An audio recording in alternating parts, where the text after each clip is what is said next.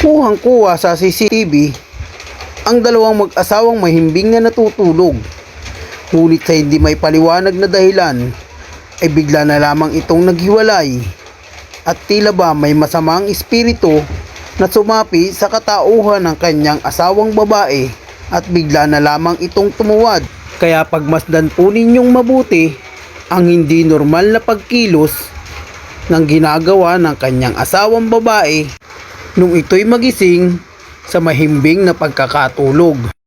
Nakita pang sumilip ng bahagya ang kanyang asawang babae sa CCTV at bigla itong muling lumapit sa kanya at tila ba nagpapahiwatig ng pagmamahal at nanggigising sa kanyang natutulog na asawa. Ngunit ito'y hindi nagising. Ang espiritong ito ay hindi maipaliwanag kung anong gustong gawin sa kanya. Ngunit ito'y pinaglalabanan ng babae at bigla itong yumakap muli sa kanyang asawang mahimbing na natutulog. Hindi alam ng asawa na nagkakaganyan na pala ang kanyang asawang babae. Pagmasdang mabuti ang hindi kapanipaniwalang paggalaw at tila ba hindi normal ang nangyayari sa kanya. Ngunit sa pagkakataong ito ay bigla na lamang siyang umupo sa tabi ng kanyang asawa at ito'y humiga na tila ba nagpapahiwatig na sana'y gumising na ang kanyang mister. Ngunit mahimbing pa rin itong natutulog at ito'y umupo na parang patuwad na tila ba nagbabadya ng hindi magandang pangyayari at ito'y muli niyang ginising.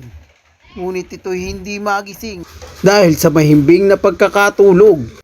Kaya pinagmasdan niyang mabuti ang kanyang asawang mahimbing na natutulog na tila ba gusto niyang sabihin na gumising ka na at ako'y nahihirapan. Ngunit hindi niya itong magawang gawin dahil sa kanyang pagmamahal at dahil ayaw niya ring maistorbo ang kanyang asawa. Makikita rin dito ang paglaban niya sa espiritong sumasapi sa kanyang katauhan. Kaya naman ito'y bigla na lamang muling tumuwad. Maya-maya ay nagising ang kanyang natutulog na asawa dahil sa hindi ka nais-nais na amoy. Ito pala ay nais umutot at kinakabagan magdamag. Kaya naman sa pagkakataong ito ay mabilis na bumangon ang kanyang mahimbing na natutulog na asawa dahil hindi may paliwanag na napakasamang amoy na nanggagaling sa loob ng tiyan ng kanyang asawa na akala mo'y sinasapian. Yung pala ito ay nauutot lamang. Kaya naman inalagaan niya ito at kanyang sinabihan na humiga. At ito ang kanyang ginawa. Pinahiran niya ang kanyang asawa ng mainit na bagay upang lumabas ang hangin na nagdulot sa kanyang pagkakagising.